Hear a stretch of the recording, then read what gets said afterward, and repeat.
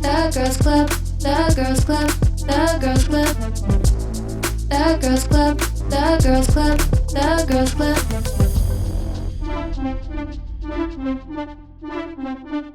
It's my club and I'm a girl, yeah. Hello, and welcome back to the Girls Club. I'm your president, Emily, and right now I am about to do a face reveal for the first time. And you might be thinking, you always show your face on here. And I will say, I know I do. But today, you are getting true face. I will be giving face, and not in a way that you may think, oh, she's giving face, she's eating, she's serving. No, I'm giving you my raw face, no makeup, and I did just get out of the shower, and I do have my pajamas on. And 3, 2, 1.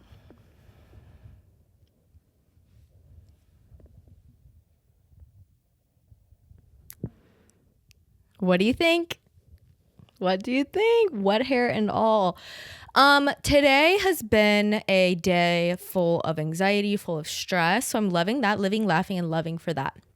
Today, in recording time, in the recording world, it is December 21st. Today in your world, it is the day after Christmas. Oh, I kicked the camera. It's the day after Christmas, or it is way later than that, and you found this in it's the year 2027. How are things? Future people, how is the world? Are we fucked? Is America even still a thing, or have we imploded completely and no longer exist as the America that we know today in 2024? I wonder a lot about that. But anyways, I hope everybody had a lovely Christmas. I believe the 26th is Hanukkah and Kwanzaa. Am I right about that, or am I wrong? Let's find out on this episode of Does She Know Anything About Anything? Oh, it's the first day of Hanukkah. So happy first day of Hanukkah. And it is Kwanzaa. I thought so. Kwanzaa is also like a holiday celebrated across, like it's like starts on the same day as Hanukkah, right? Isn't that how it is? Because I remember the episode of the Rugrats where Stacy, I think her family celebrated Kwanzaa, and it was like similar to Hanukkah in the fact that it like took place over like several days. So I think it begins on the 1st or on the 26th. But, you know, I could be wrong, because it wouldn't be the first time a white woman is wrong about something that has nothing to do with her. Yeah, I'll just shut my trap. Anyways, I hope everybody had a great Christmas. Today in real life, I spent the day going to Target, wrapping stuff, and wrapping the remainder of the presents that I am bringing home to give to my family, and stressing and doing laundry, and now I'm showering. So it was a really awesome day. I had tzatziki's though. That was really good. What do you guys get at tzatziki's? Drop it in the comments. I get the chicken roll-ups with a cucumber tomato salad as the side, and it's quite delicious. How is everybody? I hope everybody's good. I hope everybody's doing well. So today's episode is kind of going to be just like kind of random as per usual, but this one especially because I don't have anything too topical to talk about, because this is taking place in the future. So I don't really want to talk about like too much like current like pop culture or like newsy stuff, because I don't want it to be irrelevant by the time this comes out. So it's going to be kind of just like random, very ADHD fueled. So enjoy. The first thing I wrote down for podcast topics, toilet seat sticking to your thighs. And you might not have this issue because, actually first, let's rewind. If you squat when you pee in a public restroom, congratulations, you're better than everybody fucking else. Like, what do you want, a fucking medal? You want a fucking trophy for being the cleanest girl alive? Okay, here you go. I'm sitting on that thing. I'm Haktua sitting on that thing. And the thing is like, I used to be the hover bitch. I used to be the squatty potty baby and never sit on the toilet seat. But I've just gotten too old. My knees weak. Arms are heavy. I'm nervous. That is the vibe. But like, I don't know. Honestly, like, unless I'm in a bathroom that is just like absolutely vile, which I've also gotten to the point in my life where like I just will not go. Like if I see a bathroom and it's gross, I'm not going in there. But unless it's like that, then I'm just sitting. I'm fully sitting on the seat. I am taking my sweet time and I'm sitting on it because look, people used to say don't sit on the seat, like you could catch STDs, you could whatever. I took a sex class in college where I learned about like so much stuff. Everybody should take this class. I'm telling you, especially if you grow up in the South and you get taught zero sexual education in your like public schooling, or I'm sure private schools, oh, God forbid a private school teaches you anything about human anatomy. But like in public schools, we had like health class, quote health class, where we were just taught like abstinence only and like put on deodorant, your pits will smell. That's about the extent of it, which is so ironic because we also had like a daycare at our school where like the teachers could like have their kids, you know, but also students who had babies could like have their kids like at that daycare during school. So like clearly like there were like teen pregnancies happening. So maybe if they taught a bit more about like sex ed, that wouldn't happen. You know what I'm saying? But anyway, so I took the sex class in college and they were like, yeah, it's like everybody tells you if you sit on a toilet seat, like you could catch a STD. But the reality is like your thighs are like essentially like a barrier, like a protection layer, unless you're laying your actual like vagine on the seat and somebody else laid their whole vagine on the seat, like you're not gonna get like fucking herpes from a toilet seat. So after I learned that, I was like, no, I'm fully sitting down. I'm taking a load up and dropping a load maybe. Actually, that's something I don't do. I don't really poop in public because not that I wouldn't, it's more that I can't. It's like I'm thinking so hard about being perceived in there that I'm like, there's no way I can. Unless I like maybe had like diarrhea or something. But like if it's just like a normal one where I'm like, oh, my stomach kind of hurts, I guess I could go. I'm not doing that. Are you kidding me? I'm waiting until I get home. And then I probably waited too long that I can't go anymore.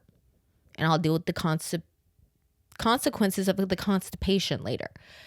How do we get here? Toilet seat, thighs sticking. Oh yes, full circle. Okay, so whenever you sit on a toilet seat, specifically, this doesn't happen like in public, but it happens at my house because I think when I sit on my toilet seat in my bedroom, especially like the one in my bathroom, not my bedroom. A toilet seat in your bedroom would be crazy. Like, what are you doing? Just a toilet in your room? That's kind of like a prison cell, if you think about it. Yeah, very prison coded. But when I sit on my toilet seat in my bathroom and I stand up sometimes, it kind of like sticks to my thighs and then it will like fall back down. I don't know why I wrote that down as a topic. Like saying that out loud, I was like, I never needed to share that. But I put it as a talking point. So the day after Christmas episode is off to a great start already. Next thing I have, can we cancel Barstool Sports? I hate those hoes. And this is something I'm very passionate about because I think that Barstool Sports as an entity, as a brand, as a company is like the definition of like peaked in high school activity, or like I was so cool when I was in college and I never want to let that die, but it's like run by like old people. So it's just like not relatable. All of the content that they post on their like social platforms is like not even their own content. They just DM people who have viral videos and are like, can we post this on our stuff? And they don't compensate people. Half the time I feel like they don't even tag people. And like, it's just like lazy. It's so lazy. It's all of these big production companies do this. I'm like, can you just like hire a good marketing person and have them make their own content for your guys' brand instead of just being like a receptacle of viral videos and posting them out?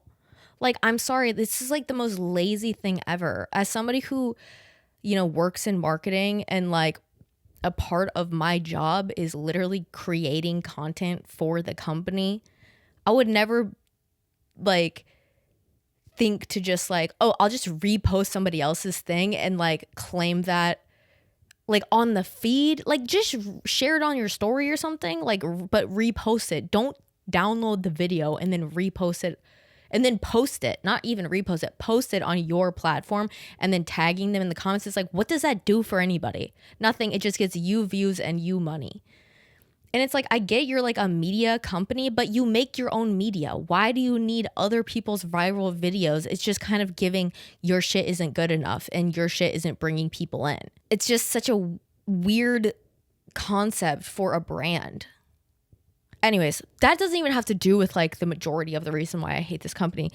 The fact that it's run by a Trump supporting like millionaire, I'm just like, God. Also, the fact that I'm pretty sure Dave Portnoy like sold Barstool and now he just is like the CEO. Let me Google this. Dave Portnoy said he initially sold the company for about $500 million and bought it back for just $1 on the announcement of the Penn Entertainment ESPN deal. So this company called Penn Entertainment is who he sold Barstool Sports to.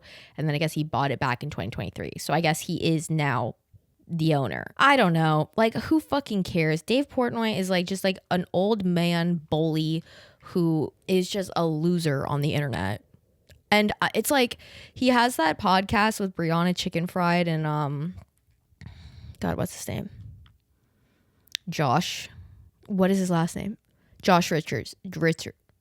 Huh? Josh Richards. God damn, what the fuck? And I would like watch it like here and there in like 2022, maybe 2023, when like they would cover like their whole shtick. If you don't know, the whole shtick of that show is like they talk about like TikTok drama and like internet drama, which is so weird because like why is a grown ass like fucking 50 something year old man or like late 40s man have a podcast with a 21-year-old and like a 24, 25 or 26-year-old or whatever talking about TikTok drama. It's like, what the fuck? It's just so weird. But I used to watch it back in the day whenever they would cover things I would be interested in. And I had recently watched it because of all of the like Grace O'Malley and Brianna Chicken Fried drama or whatever. And this like relit a flame for my hatred of Barstool as an entity because of how fucked up this whole situation is.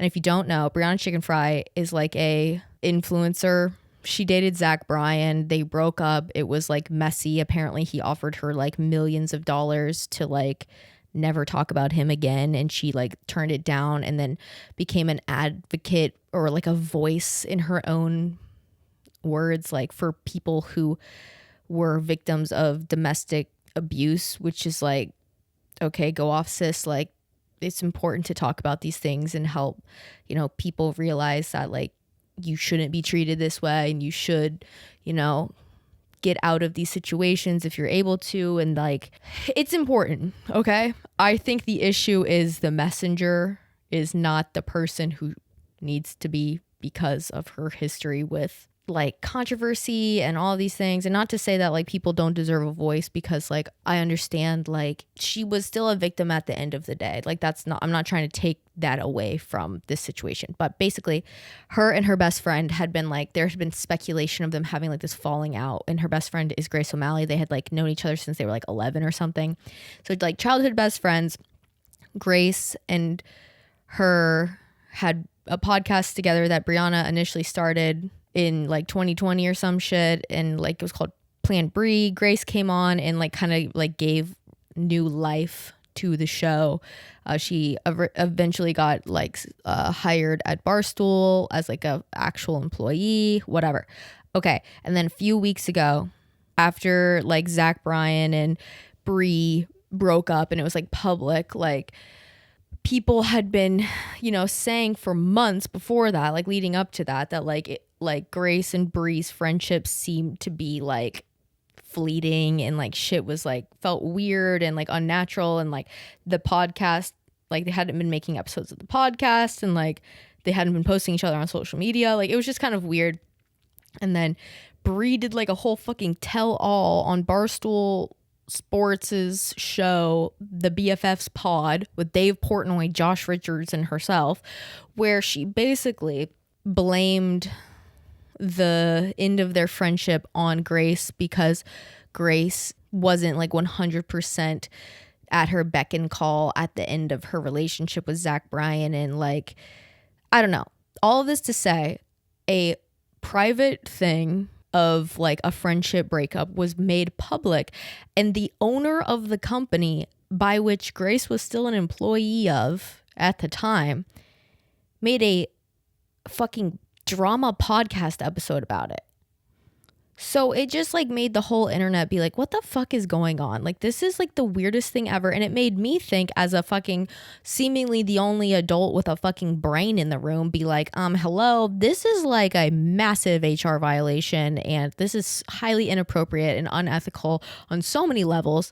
And the fact that at the end of the day, this is an internal employee issue between two people, and then it's brought to the public, and the one commentating on it is the owner of the company.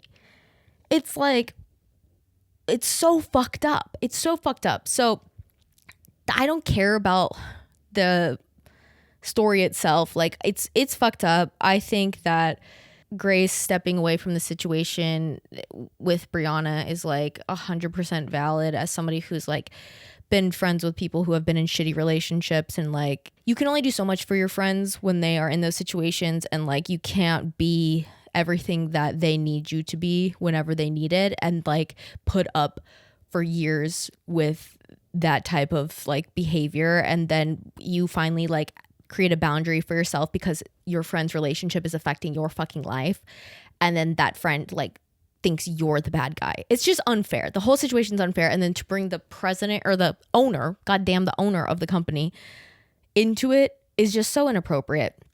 And so that's another reason I hate this company.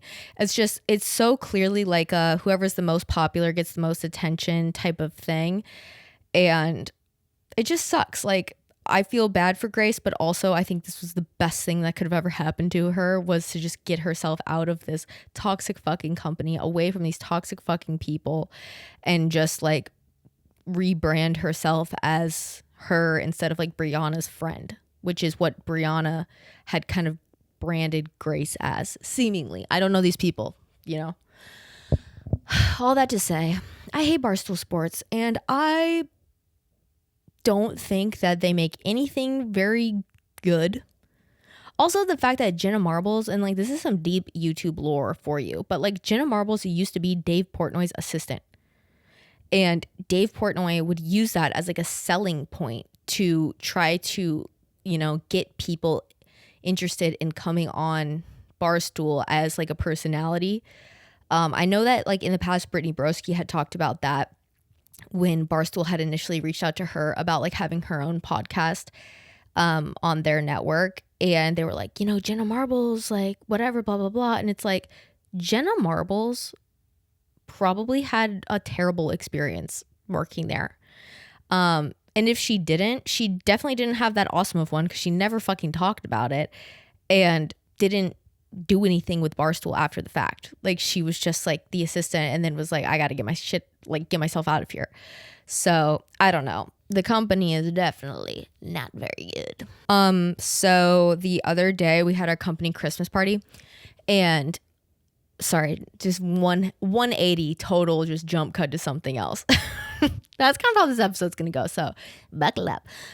We had our company Christmas party, and it was at Top Golf, and I am not a golfer. I've never claimed to be a golfer. Okay. I grew up with two brothers who, you know, played golf and still play golf, and a dad who like plays golf every single day.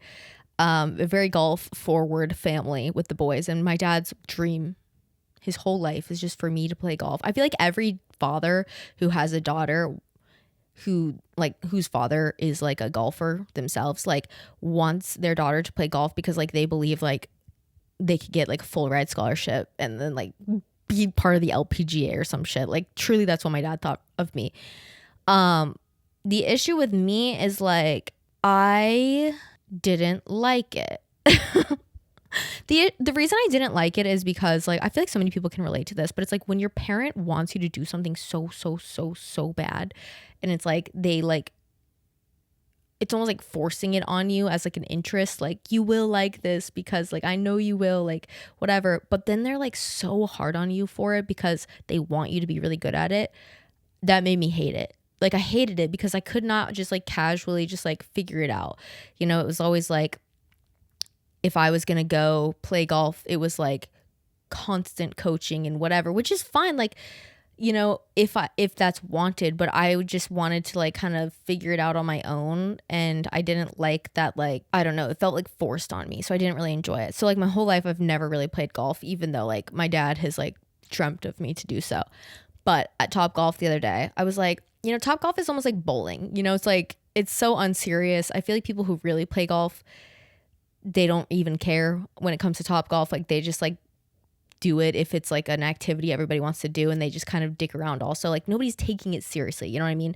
So I was like, you know what, I'll try this. And tell me why I was like low-key really good.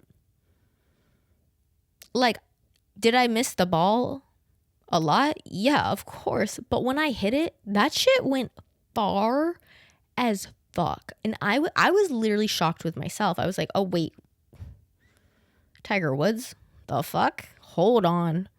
Run it back. Let's try that again. And then I would miss, and then I would like get pissed off. But when I did hit it, like soaring, flying, Troy Bolton style, it went far as hell. And I was like, oh my God, like I might be the next golfer. I might be the next big thing. I might be the next big thing. And I did wake up the next day with really bad back pain because I was very sore because I also haven't been to the gym in like a month. So that's another thing that like I need to address in my life of like not exercising recently. I got sick, and then after that I just didn't go to the gym. But yeah, no, my back today is still sore, and the party was on Thursday and today is Saturday. Like my back is still sore. But I'm like, wait, I might like pick up golf, and how ew. But I can't just pick up golf because golf is so expensive, and I cannot afford that type of hobby. But when I go home, like I'm going home tomorrow for like a week, I might be like, can we go to the driving range? But here's the thing, it's like I don't think it's gonna be fun anymore because I'm gonna go, and then I'll either be with my dad or my brothers, and then they're just gonna like fucking try to coach me the whole time.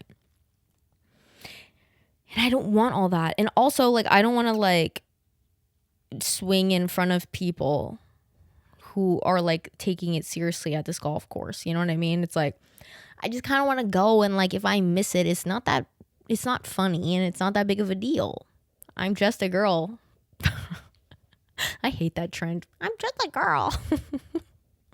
But I kind of feel like that when I play golf. I'm like, I'm just a girl. Like I've never done this seriously before. So like if I miss it, you didn't see anything, okay? Or if I hit it and it accidentally like flies in your general direction, I'm sorry. I didn't mean it. Okay, I apologize. I hit you in the face with a golf ball going 60 miles an hour. Like, God, what else do you want me to say? But yeah, I might make a YouTube video about it, honestly. I thought it'd be a funny YouTube video of like, just like trying to learn how to golf. Like give myself 1 week and like record my progress on golfing, but just like in the most unserious way possible. So stay tuned for that. Or you might stay tuned and it might never come, because that's kind of my thing with making content. It's like, oh, maybe this video will come out, and then it just never does. So that's been awesome. Oh God, so many important things to talk about today. Oh, speaking of like going home, I was thinking about this last night. And like, what do y'all do when you go back to your hometowns? Because every single time I go back to my hometown, first of all, it's changed so much since I moved. Like I have not lived there for 5 years. And every time I go back, like it's, okay, here's the thing about like a hometown. It's like so much changes, but so much stays the same. You know what I mean? It's like, there's so many new things, but the general vibe is not that different, and the general like pacing of life is not that different. So it's like it doesn't feel that different, but it looks different, if that makes sense. So it's like every time I come home, there's like all this new fucking shit being built, and like all these new, honestly, it's just fucking apartments. Jesus Christ, it's like how many goddamn apartments can we build in this fucking town? Everywhere in the world, it's like we have had enough. We have enough. We have plenty. Stop building them. God damn. But what do you do when you go home? Because my parents are always like, do you want to go out to eat? Do you want to do this? Do you want to do that? I'm like, no, I don't. I really just want to like hang out with the dog and like do literally nothing and like eat every single meal at home. And I don't want to go be perceived in this town. Like I left for a reason. And not to be like, oh, I'm going to be recognized and people are going to like want to talk to me. Like that's not it. It's like genuinely like I just don't like when I go home, all I want to do is hang out at my parents' house. Like I don't want to go see anybody. I don't want to do anything. I don't want to like go get dressed up and go to a dinner. It's like, because it's never that good, you know? It's like, unless your hometown is like fucking New York City or like some like, you know, like cool place that has like a cool vibe. It's like, it's not really that lit or that fun or that tasty. Like even like the best restaurants there, I'm like, okay, yeah, it was good. But it's like, it's not that awesome. That's so mean, but it's so true. It's like when you come from a smaller town, that's just like how it is. Like, you know what I mean? Like the coolest, nicest, like happening spot is just never that cool. That's so mean. But like, yeah, I genuinely just like, I just want to hang out. I don't want to put makeup on. I don't want to get ready. I don't want to do anything. Like, I just literally want to hang out with the family pet and watch movies and like bake. I love baking when I'm home. Like, I just genuinely love baking when I'm home. I think it's also just nice because my parents have like the most perfect kitchen setup. Like my kitchen doesn't make sense the way it's laid out. In my parents' kitchen, like functionality wise, is just laid out so smart where you can tell that it was like built for like a home and for like the kitchen to be like the center place of the house. So like it makes sense. The kitchen in my fucking townhome is like standing back. You're like, wow, this is a nice kitchen. And then you try to like cook and shit in there. It is like the dumbest built kitchen. It's like you can tell a man who like does not care about cooking made this thing. The dishwasher is right next to the refrigerator, which is like there's like cabinets above the dishwasher, but when you put shit away, you have to like lean over weird because when the dishwasher's open, you can't reach the cabinets. And then there's an island, but the sink isn't on the island. The sink is on the strip next to the dishwasher by the fridge. And so the island is like such an odd place. So if you're like prepping food or anything, you're like going between the sink and that to like have workspace. And also there's only outlets on one side, and the side that's on is by where you put the trash can. So when the lid of the trash can opens, it hits whatever is plugged into the thing. It's just so dumbly set up. It's just so stupid. Like you can just tell somebody who does not care about cooking made that thing, because like it doesn't make sense. It's like so non-functional. But yeah, when I go home, I'm like, God, the flow of this is just so good because like it just makes sense. So I love to bake when I'm home. But like, yeah, I was thinking about how every time I come home, I think it's different because like I know what it's like there. So I don't really care to go like explore and see stuff, where it's like when my parents come to visit me, like they didn't spend their whole life here. So like there's things to do that they've like never seen or never done before. You know what I mean? And that's the difference. It's like when I go home, like I don't care to really do anything because like I'm coming home for you guys. It's not like I'm coming home to see the town that I actively moved away from. Like, does that make sense? Like, besides like 3 people in that whole city, I do not care to see anybody who like I went to school with or anything.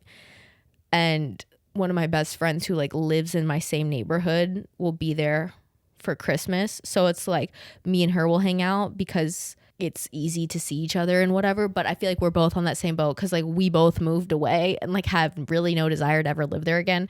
And so every time like we're there at the same time, we just literally like hang out at one of our houses or like go get ice cream or something. But yeah, I don't know. I don't know. I was thinking like, what do people do when they go back to their hometown? And I feel like it really depends like the time that you had when you were there, you know, like I've talked about this some, I guess, but like my high school experience was very like, I don't know, like as an adult, like looking back on it, I realized how like miserable I was.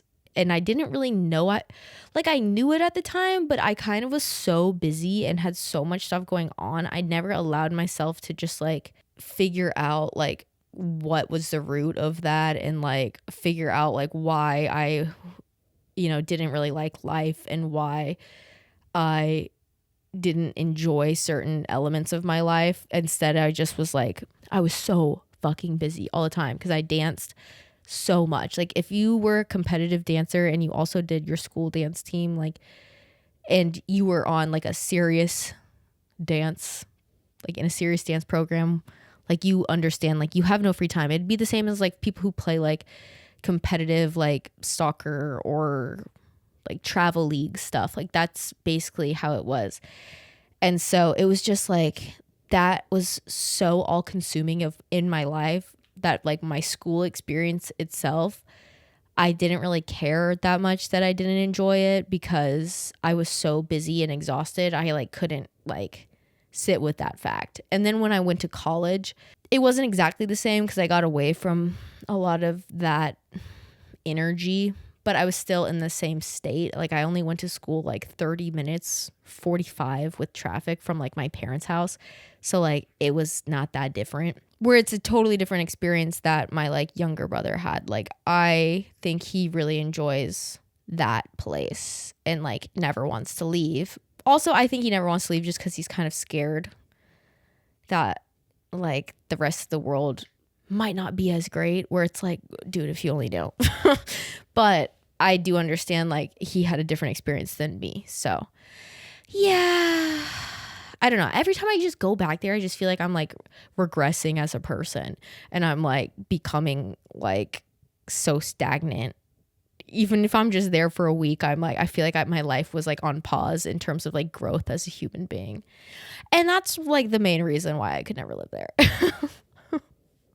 That's just how I felt my entire life living there. I was like, okay, well, I'm not really, this isn't making me into a better person. And I got to get out of here. So, yeah.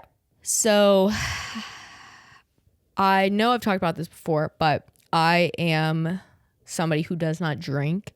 It's not for any religious reasons. In fact, I am atheist. I don't believe in God. That's just my own thing.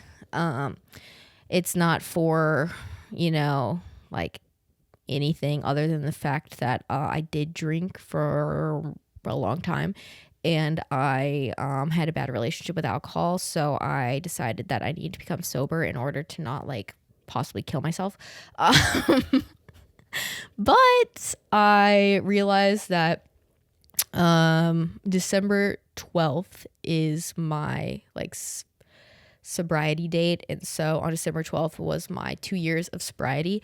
So I thought that maybe we could talk and chit chat about that a little bit, just because it's something that people like ask me about quite a bit. I didn't want it to become like my thing of like, oh yeah, she's like the sober one or whatever, because like I don't think it's that big of a deal. Like when I was drinking, especially when I was like in my party girl era, if you could call it that, like I definitely like thought it was weird when people didn't drink who were young, because I was just like ignorant and didn't know anything about anything. And like I was like, oh, you're no fun, or I didn't ever say that to people, but I would think that about people. Like when people would like say that they didn't drink or whatever, I would be like, oh, that's so lame. Like in my head I would be like, why wouldn't somebody drink? Like if you're going out, like you should like you're only young for so long and like you should live it up and party and as much as you can before you can't do that anymore. And that was very much like my view on sobriety until I became sober, because I just was lame, and that's the honest truth. Like, it's just such a lame way to think. But that's how I thought about it. Because also internally, I was an alcoholic and was projecting my own like issues onto other people about being like, why wouldn't you just get fucked up when you go out? Because like that's the most fun part about it and like whatever. But it's like in reality, it was like, oh, they don't need to do this to have fun and you do. So it kind of makes you the loser. Like, you know what I mean? And so, yeah, that was how I was before I stopped drinking. But I have now since become like the sober person when I'm in a group because I don't drink. So naturally that's what happens. But I thought I could talk a little bit about like my experience, why I stopped drinking, and kind of how, you know, my life has changed because of it. Just in case anybody is curious about doing it. I know New Year's is coming up and some people make resolutions. I know a lot of people do dry January. So I don't know. I thought it was a bit topical, but at the same time, I do want to preface this by saying like, this is in no way, shape or form me telling you to stop drinking. Do whatever you want, you know? I stopped drinking because I had a bad relationship with alcohol, but I believe a lot of people don't have that relationship with alcohol and can drink and have a normal life. You know what I mean? I just unfortunately was not like that. So that is why. So I want to say that up front, that like this is not like I judge people who drink, because that's the exact opposite. You know what I mean? Like I envy people who have a normal relationship with alcohol, because I wish that was something that I could have. Because of how normal alcohol consumption is in our culture, it is kind of like a difficult thing to maneuver when you don't drink. So yeah, I just want to start it by saying that, because I don't want people to think I'm like judgmental or whatever, or I'm like look down on people who drink, because it's very much not that. But yeah, so I can't remember if I've explicitly talked about like the origins of me not drinking or not. So I'll give a brief history. So I started drinking when I was like 16. Because that's just like, I don't know. I feel like it's really crazy, like looking as like a full blown adult with a fully formed frontal lobe. I now look back on the fact that I was regularly consuming alcohol as a 16, 17, 18, 19-year-old, through the eyes of like, what the fuck? Like, that's insane. Because in my mind and in reality, it's not just in my mind, but like that's a child. You know what I mean? It's like you are a child drinking something that is known to be, you know, bad for you. Regardless of your, you know, consumption of alcohol, at the end of the day, it is still bad for you. It's like cigarettes. It's like any drug. It's not good for you. It's like caffeine. Like, even we can't sit here and just be like, caffeine is awesome for you. It's not great for you. Alcohol, unfortunately, has a lot of things in it that are not good for your body. And so the fact that I was like doing that at such a young age is like, it's sad. And it's also like so crazy how like normalized it is. Especially in like, I mean, I don't know if it's still like this. I'm assuming it is. I'm assuming it's only gotten worse, honestly, because I feel like the more and more time goes on, the more and more people, especially young people with, you know, unlimited internet access and whatever, have to substances and like this feeling of like adulthood before they're truly adults. Like, I just know when I was like 16, I thought I fucking knew everything, and I thought I was like the smartest person ever, and like, you know, my parents are idiots and adults are stupid and like they don't know anything, and like, you know, if I can vote when I'm 18, why can't I not drink when I'm fucking 15? Like, what type of fucking backwoods math is going on here in my brain, thinking that that was normal? But whatever. I did. And also, like, people's parents were fine with it, which is also very weird. Like, I'm thinking about, like, if I had a child and they came over with their friends and they were like drinking and I knew about it, I would be like, oh, the fuck you are. Call all of their parents up and be like, come get your ratty fucking kids from my house. They brought booze here and they're drinking. I'm not dealing with this and this is crazy. But it was so normal. Like, it's so weird because I think back on all of this and I'm like, people would have parties at their houses that their parents were like well aware of, but their parents were like those parents that were like, hey, you can drink at my house because I'm the cool parent and you guys can all spend the night here. And, you know, as long as you guys don't drive, like, it's fine if you drink here. And it's like, that is so fucking weird. That is so fucking weird. Like, as a grown adult now, I'm like, what? Like, people's parents would like hang out with us as we were drinking. Like, is that not like the weirdest thing you've ever heard in your whole life? And I'm sure you guys all have very similar experiences because this is no way, shape, or form like some nuanced thing that just started happening for me. Like, this was just very normal and just so strange. And so alcohol consumption was so normal in my life at a very young age because of this. And also my family, like, always had alcohol around. Like, my parents were very much people who like drank with dinner, drank as they were cooking, would like have like parties and stuff. And so like, I mean, I feel like the first time I like perceived alcohol, I was like really little, like so little, where I like knew what wine was or like knew what beer was, like, or vodka even. Like, I was probably like, I don't know, 5-6 years old. Like, I knew what that was, which I don't think is my parents' fault, but also it's also just kind of like a weird thing to like know. And like, looking back on conversations I would have with like friends and stuff, like, they definitely didn't have that similar of a situation where it was like so normal to like have alcohol like with dinner every night, like even weeknights. Like, it was like every single night, like that was just like the thing. It was like bottle of wine, some beers, vodka, like whatever it was, like that's just what it was. It's just very normal at my house. And then when I became a teenager, I started drinking with my friends and we would drink and just like do dumb shit. Like, it was so stupid. And so this relationship with alcohol began at a very young age, and it was a binge type consumption of it from the get-go. It was like, drink as much as you can, as fast as you can, because that's what you do when you drink. Like, that is basically like how my relationship with alcohol started. It was never casual. It was never sipping. It was never, you know, oh, you're going to have one Mike's Hard Lemonade. It was like, drink an entire 6-pack by yourself and then like drink a like fifth of vodka that tasted like blueberries. Like, that is the relationship I had with alcohol when I was a teenager.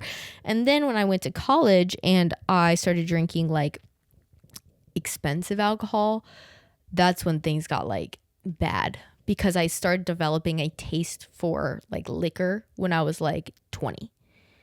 And I got a fake ID when I was like 18, started buying my own alcohol at 18 at liquor stores with a fucking Kentucky ID.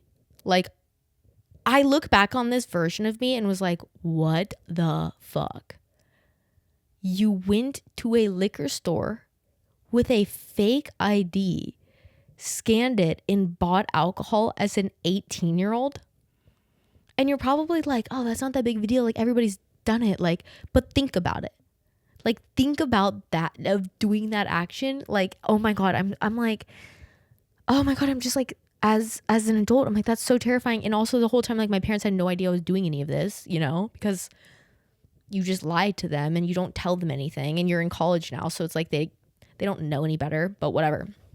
And so, yeah, I drank a lot in college and I started drinking like hard liquor, like that was nicer. And I started spending a lot of money on alcohol. Like I made a lot of money in college because I was a dance teacher and I got paid really, really well. And if it wasn't on just like buying dumb shit that I didn't need, like shopping, like clothes and stuff, it was like I was spending it on alcohol, like to drink on the weekends when I would go out. And the issue with my relationship with alcohol, I think why I never thought it was a problem is because I didn't drink every day. It was not like the type of alcoholism where I was like drinking every single day. Like it wasn't like an addiction like that. It was so I was not addicted to alcohol. It was like when I did drink it, I had no like off button. Like I couldn't stop. And when the pandemic happened and I moved back in with my parents, I didn't drink for like probably the majority of the time I was home, because I'd never really liked drinking around my parents, because I think in the back of my mind, I knew I had a problem. Like subconsciously, I knew I had an issue. So I didn't like getting drunk around them, because I would always become the like super funny whatever one, because I had a binge drinking problem. I would get so drunk to where I would just like do such dumb stuff. Like there's so many times when I was in college when I would go out with people and I would just be like the funny one. Like that was my thing. It was like I was the one who was like doing the worm like on the dance floor at a disgusting bar, or like I was the one who was like twerking on some random guy and like just doing jello shots with people, like buying everybody drinks. Like I was just like the social funny one when I was drunk.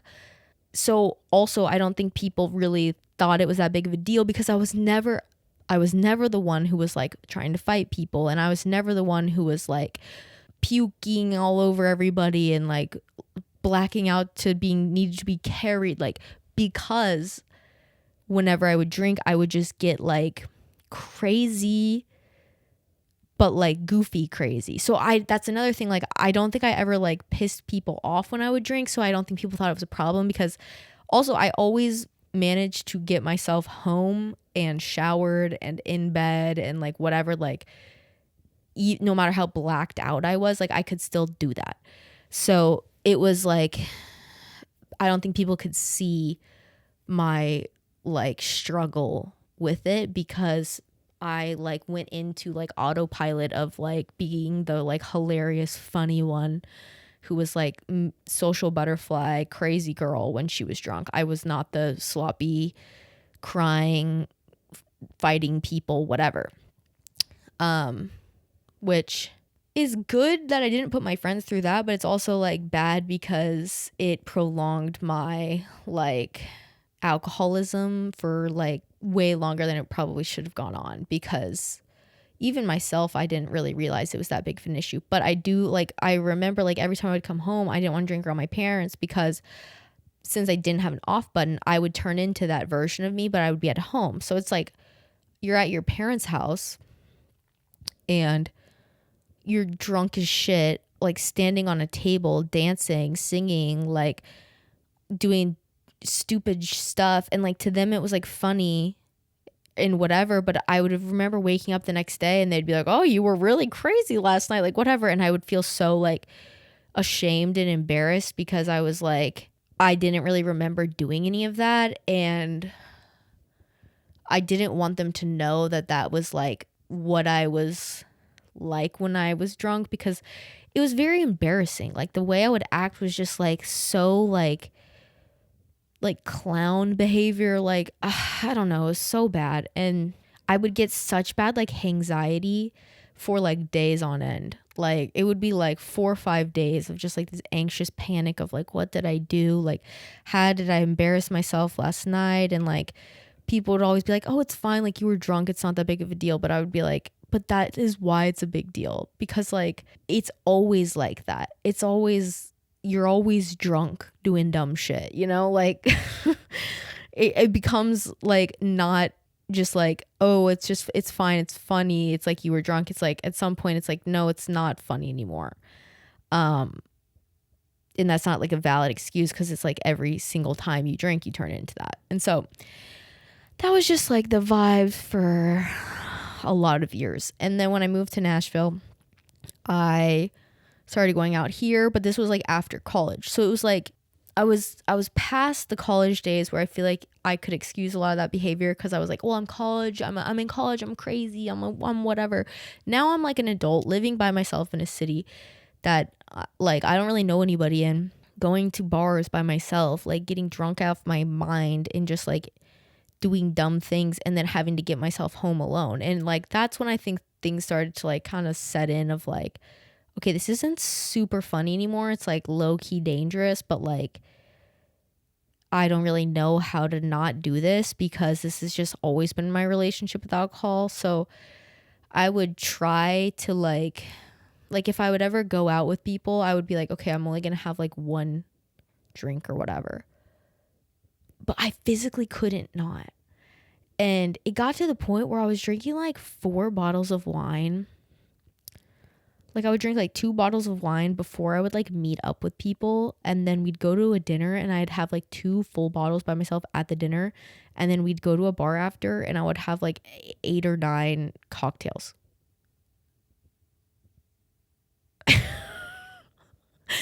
And like that was like normal for me. And I'm not this like, you know, super tall person with a ton of muscle to where it's like, okay, like I guess I could see why you're able to drink so much. It's like I'm 5'4" and not very athletic. You know what I mean? So it's like there shouldn't need that much to get you drunk. But the issue was I was doing this every time I went out. And so like I definitely didn't need that much to get drunk. That is not what I'm saying. But the threshold for how much I could handle kept going more and more and more and more to the point where I would drink like a 12 pack of White Claws and then have like 6 tequila shots while I was out and then drink like vodka sodas in between that. And it's just like, it was like that type of alcohol consumption every single weekend and just making a fool out of myself every time. And the straw that broke the camel's back was my Christmas party at work 2 years ago, which is just so ironic that this is the thing. And this was the first time that I was like, my drinking had interfered with like my professional life to the point that I was like so embarrassed.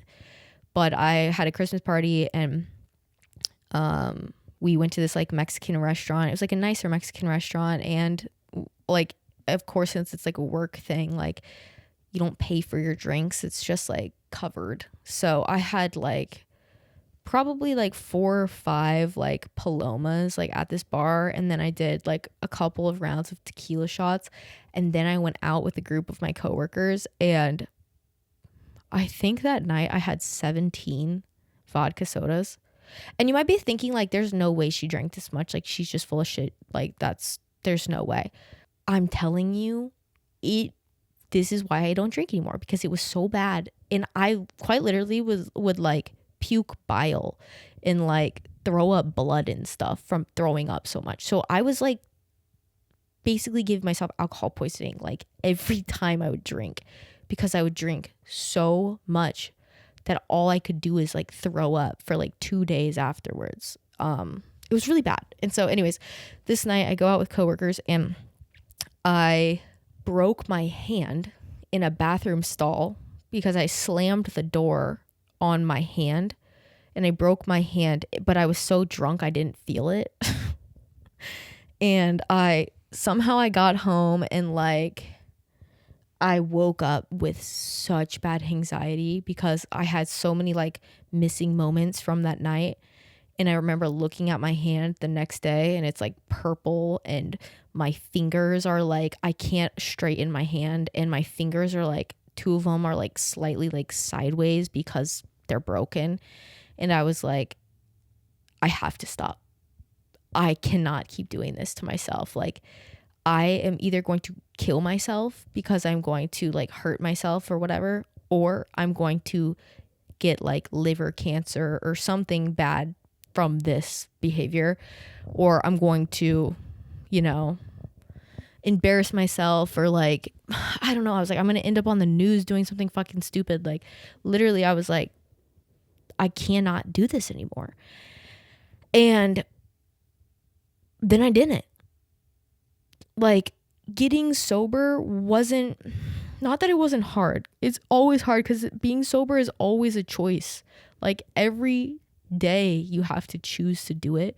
It's not this thing that you just like don't think about, because the way that alcohol is so integral to social culture is made it impossible to not actively choose sobriety every time you go out in a social setting, because there's either going to be alcohol there, or the interaction itself will revolve around the consumption of alcohol. And then as somebody who doesn't drink it, you have to like maneuver these situations and choose to be sober without like offending other people, because you don't want them to think that like you're looking down on them for drinking or make them feel uncomfortable for drinking when you're not. It's like, it's so much more complicated than I think people give it credit to, because it's a lot more nuanced than just like not consuming alcohol. It's like there's a lot of like psychological shit involved in it, because people also react completely different depending on the person to your sobriety, which is so weird. But to go full circle back to what I started saying is like, before I realized I had an issue, I was that person who would like judge people for not drinking. And so that's why I also don't care if people do that. You know, it's like, I get it because I used to be that person. So yeah, that was 2 years ago on December 12th when I stopped drinking, and haven't drank since then. It is kind of a weird thing, because since I was not like an addict, it's a bit of a different thing for me, because it's not like, you know, if I were to taste a drop of alcohol or like have a drink, I think it would like throw me off for the rest of my life, or throw me off for a really long time. But I do think that like it's probably just not something that needs to be in my life, you know, especially, you know, the older I get and the more I'm realizing the benefits of me not drinking. It's hard for me to come up with a reason to introduce it back into my life. I had such bad like memory issues. I also have ADHD, and so like that comes with a whole spew of like short-term memory problems of like forgetfulness and like misplacing things and whatever. But then when I was drinking, it just took that to another level of like brain fog constantly, and like not remembering what I would do, and not remembering like where I would leave stuff, and like forgetting like interactions, and also forgetting a lot of like memories I had when I was younger. Like this was so weird, but like when I was drinking, I didn't have like any of my like childhood memories, and not any, but like a lot of them, like I did not remember. Like I only ever remembered like big things.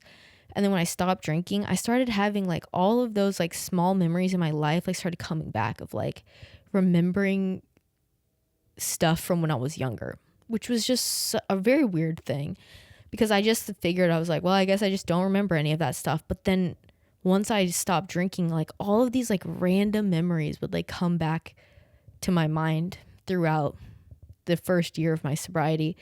And then my sleep has gotten a lot better, because I'm not vomiting or feeling deathly ill when I would go to sleep. And it's just so many things that it's made my life so much better. But my parents participated in Dry January last year, and they haven't drank alcohol since then. And, you know, my mom is a big like advocate now for like not drinking, because I think she's realized like how much of her life was like being hindered by like alcoholism, and like drinking every day and like just little things like, you know, the forgetfulness of course, but then also like her sleep schedule and her ability to sleep and like overall just like physical things, you know, like losing those 10 pounds or whatever that she'd always like been trying to lose. And it was like because of drinking alcohol, which not an issue for me. If anything, like I gained weight when I stopped drinking, but it's probably because I just wasn't vomiting all the time. So yeah, that's like a whole other issue. But my dad, he has had like really bad wrist pain and like inflamed joints, like really bad when he was drinking, to the point where like he is like a guitar player and loves to golf, and like he was not able to play the guitar that much because like his wrist was so swollen, and like golfing, like he would be in so much pain. And since he stopped drinking, he's like all of that inflammation has gone away. I have no issues with that anymore. Yeah, and then same with his like sleeping and memory and just overall like feeling better physically. So yeah, but yeah, anybody who wants to do dry January or whatever, I think that's a cool trend. I think the whole like sober curious movement is also cool. I think our generation is just like exposed to so much at such a young age that we've kind of realized that like we've been to the mountain and back in terms of like substances. That's kind of like, do we really need this, you know?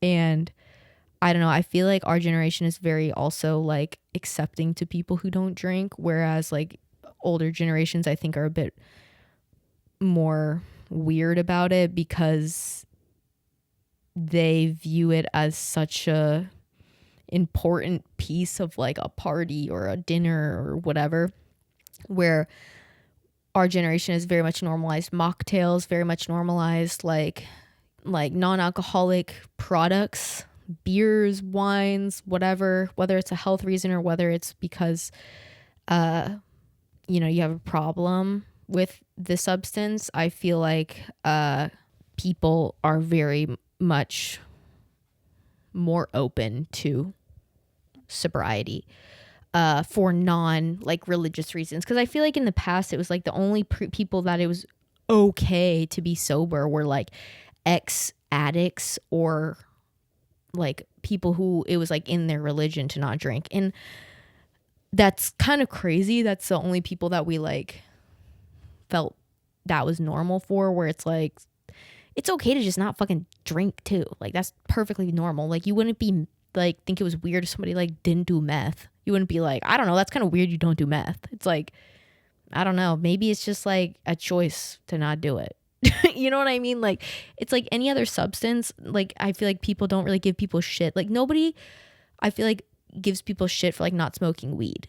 You know, it's like I don't smoke weed, and I've never felt like people were like, oh come on man, just smoke some weed with us. It's like, nah, I'm good. But like people do that with alcohol. It's like, oh, I don't drink, it's like I'm good. And it's like, oh come on, have a drink. Like it's not that big of a deal, come on, be fun. It's like nobody does that with anything else besides alcohol. So I think it's cool that our generation has kind of made it a bit more normal to just be like, oh yeah, that's cool, no worries, like don't drink or drink, like it's fine either way. But yeah, that was super long-winded and went on way longer than I wanted it to. But I just thought, you know, it's not that it's a big part of who I am, because I don't think fucking your consumption or non-consumption of a substance should be part of your personality, because you might have a problem if it is. Like if your whole personality is like getting drunk, or your whole personality is like smoking weed, it's like maybe take a step back and look inward, because that's literally like a drug. And it's kind of crazy that that's your whole personality. But I think that it is important though to also have conversations with people who are, you know, curious about it, or for people who are younger who like maybe like all of their friends are drinking and they're like, I don't know, like I just don't know if like something I want to do, or like it makes me feel sick when I do it, or like, I mean for me personally, like with like weed, I cannot consume anything with THC in it. I get like super sick. Anytime I've ever smoked, even just like one hit of a joint, I'm like vomiting profusely. I don't know if I have an allergy or some weird reaction, like I don't know. So I always felt like I don't know, I always felt like I was like the uncool one because I could never smoke with people or whatever. But then it's like, no, it's okay if you don't. Like, it's not that big of a deal. So I also think it's important to have these conversations for younger people who maybe feel like pressure to do so, but like maybe have either a reaction like that or they just like don't want to. It's like, you don't need to. It does not make you cool to do so. Like, it's just something that you're putting in your body.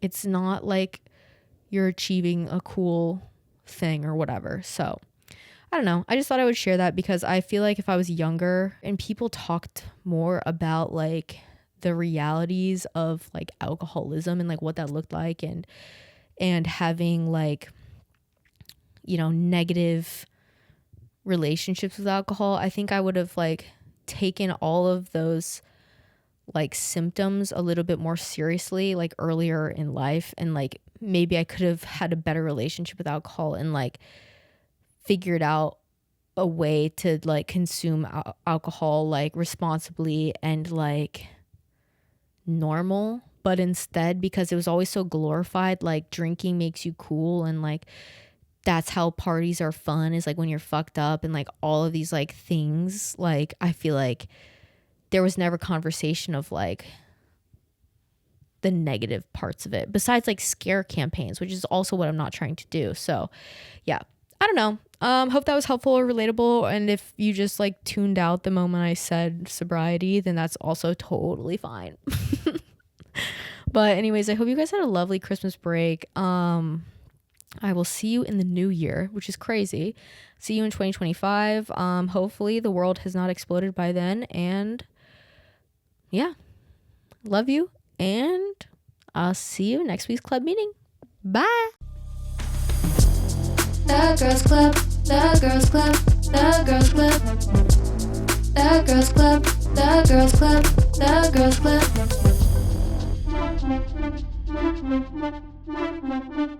It's my club and I'm a girl, yeah.